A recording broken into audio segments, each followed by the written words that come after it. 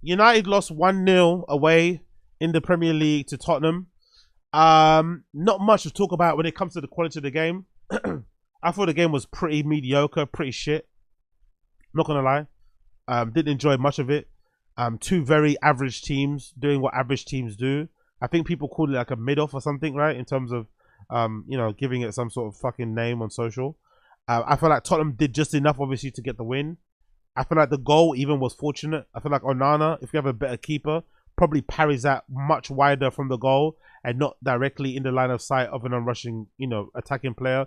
In this case, it was James Maddison. Maybe it was perfect for him to get the goal because during the week, Roy Keane had some very disparaging comments to make about James Maddison and his quality and called him out and basically said he's not that good, which some people have said, but I think he's a quality player personally. Maybe a bit too injury prone, but I think he's a proper number 10. Definitely way more impactful and way more of an asset in terms of modern football teams than Bruno Fernandes, I say, in that position.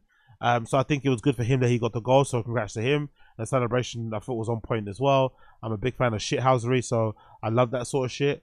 But I feel like from a Man United point of view, pretty terrible. Even though we had some pretty decent chances on goal. We had some very decent chances. We could have actually won that game, weirdly enough. If we would have put away some of our chances, especially some of the chances that fell to Garnacho, we could have actually won that game or drew that game, which is weird because we played pretty terribly. Obviously, the injuries are killing us. The injuries are killing us because the lineup was very, very questionable and very shaky, especially in the midfield. We had the lineup of Onana in goal, De Ligt at the back, Maguire in the centre, Maswari as the back three, and then we had Dorgu and Dalot as the wing backs, and Casemiro and Bruno Fernandes as the two midfielders, with Garnacho and Zerski playing in the 10 roles and Højlund playing up front on his own. But the reason why that lineup was the way it was, and the reason why we had a bench full of kids, as you can see there, was because we had an injury outbreak in the squad at the same time. Not sure if this is a consequence of the training because we have more time to train during the week. I'm not too sure if this is just bad luck or whatever, but for whatever reason, a bunch of players were out injured all at the same time now. Ahmad, Ugarte, Maino, I think all got injured at the same time in training. Toby Collier as well. Luke Shaw's been injured for time anyway. Mason Mount's been out for a while. Bayinda's also been out for a while, and Evans has also been out for a while as well. So all these players you'd imagine would probably have an opportunity to play, especially in a game against Spurs, or be rotated in. So that meant that Ruben Amorim had to go with a different kind of makeup in the team, especially in the midfield. I still feel like he fucked up with the midfield selection.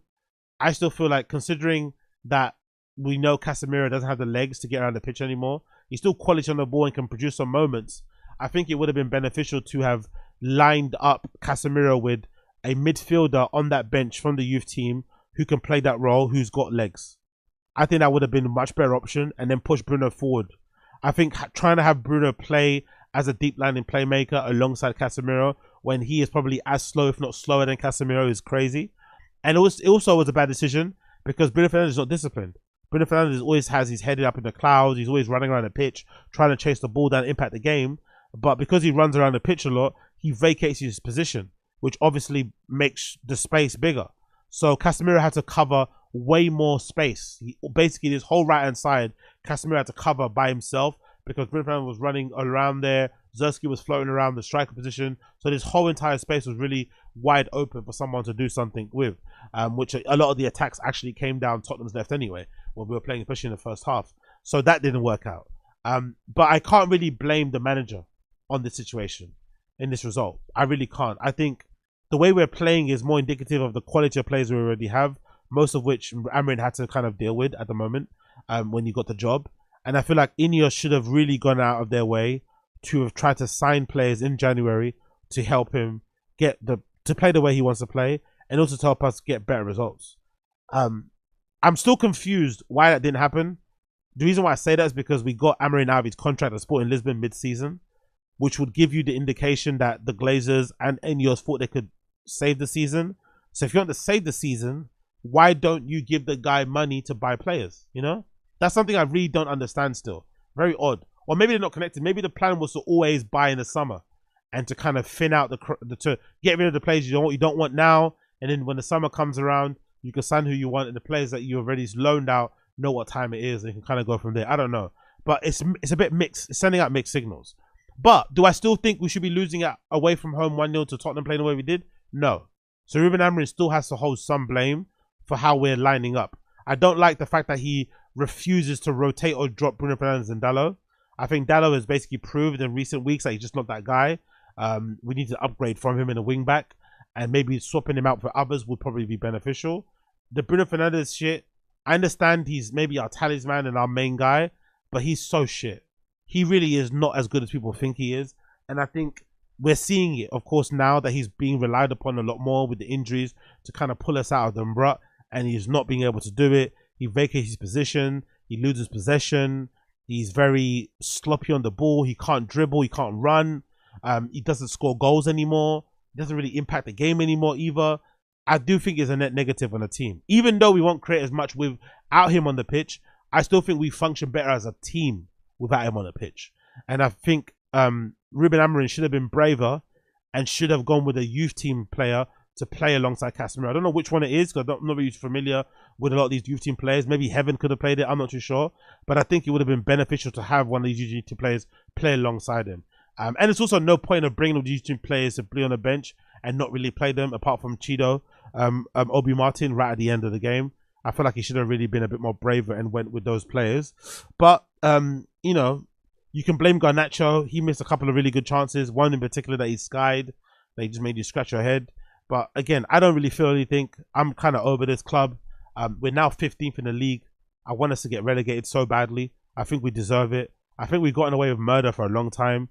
I think we scummed a lot of high league finishes due to our individual brilliance because we had amazing players playing for us back in the day or a few years ago. The Falcaos, you know, the fucking Ibrahimoviches up front, the Ronaldos, the Sanchos in his pomp, Martial, Lukaku. We were able to scum really high league finishes because despite our team being fairly shit, we had players that could create moments and score great goals and get us out of the rut. But now we don't have those players. The Galactico type players have run out. So we're now seeing how dead we are. But this has been a long time coming. So I feel like a relegation is just what we deserve. Especially the fans who wrote that letter to keep Erik ten Hag in the job. They deserve us to get relegated more than anybody because they're the main culprits.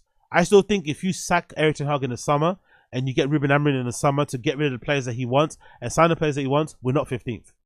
The fact that we let him, you know, we gave him a contract extension plus sign players and let him kind of, you know, have 10, I think whatever games it was in the season was what really set us back as much as we are now. So a lot of that blame is on Ineos and the Glazers. But we are where we are now. I guess it goes where it goes. The only good positive to come out of this game was Zerski's performance and maybe Dorgu. But I thought Zerski was a real standout. Zerski was really good on the ball. Really good hold-up play. A complete contrast to Højlund. And definitely I feel like he's the one that deserves to have some faith put in him. Zerski's the one. Like he feels like he's got something about him. Maybe not the number one striker for a club of the level of United. Maybe he's a good backup. But he's the one that should deserve a lot more faith put into it. And I hope Ruben Amorim gets that position because it feels like Ruben Amorim is taking so long to figure out that Højlund isn't the guy and to put more faith in Zerski. It's taking him too long to figure out that Dalot isn't a wing back he thinks he is and to play somebody else there. It's taking him too long to figure out he needs to rotate Bruno. Maybe it's a Portuguese bias. I don't know what the fuck's going on. Eventually you'll figure it out because you end up losing too many games and you'll be forced to figure it out. But I just hope he would figure it out before he gets fired. But if he does get fired, I don't just give a fuck because it's shit anyway. No one's gonna save us.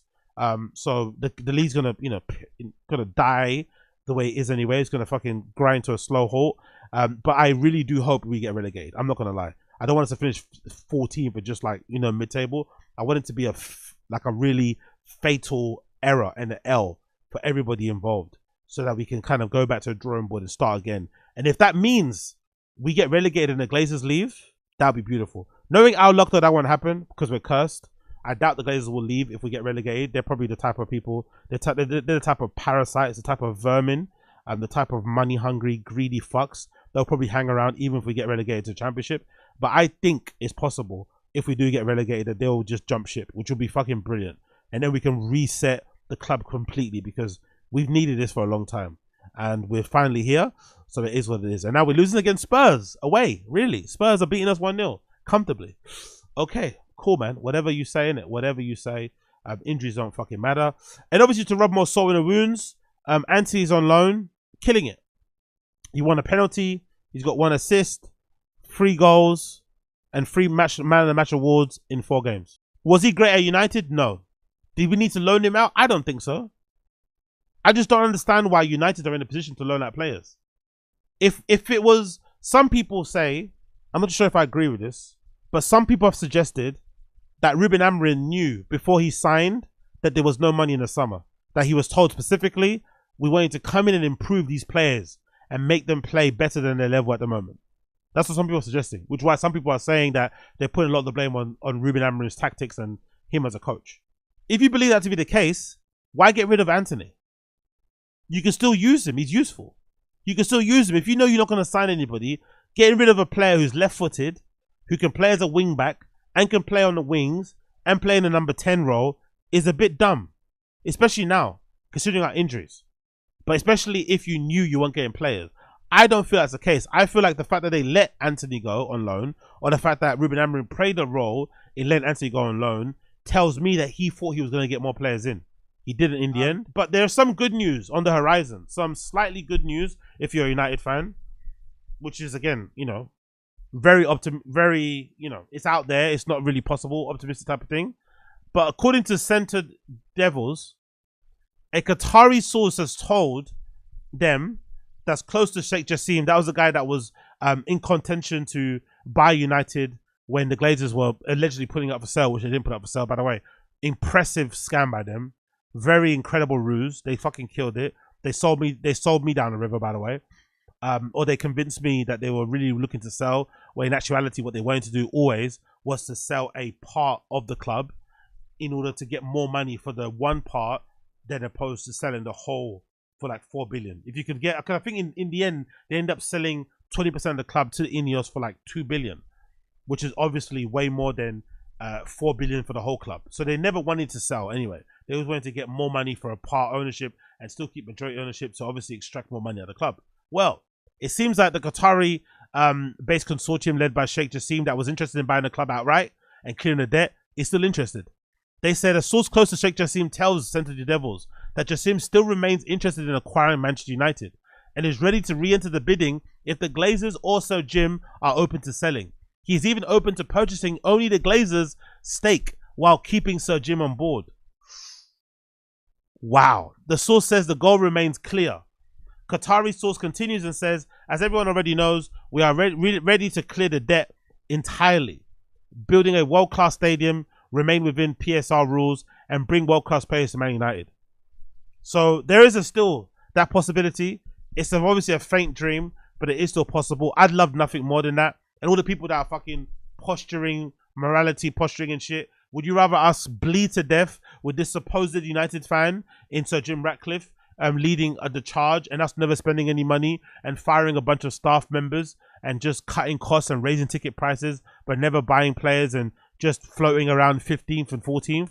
Or would you rather we get a Qatari-based consortium come in, buy the club out in full, clear the fucking debt, build a new stadium, and have us fucking singing fucking songs in the stadium once again and having our team win things? What do you want? Huh? What do you want? You never know what people want. You never know what people want.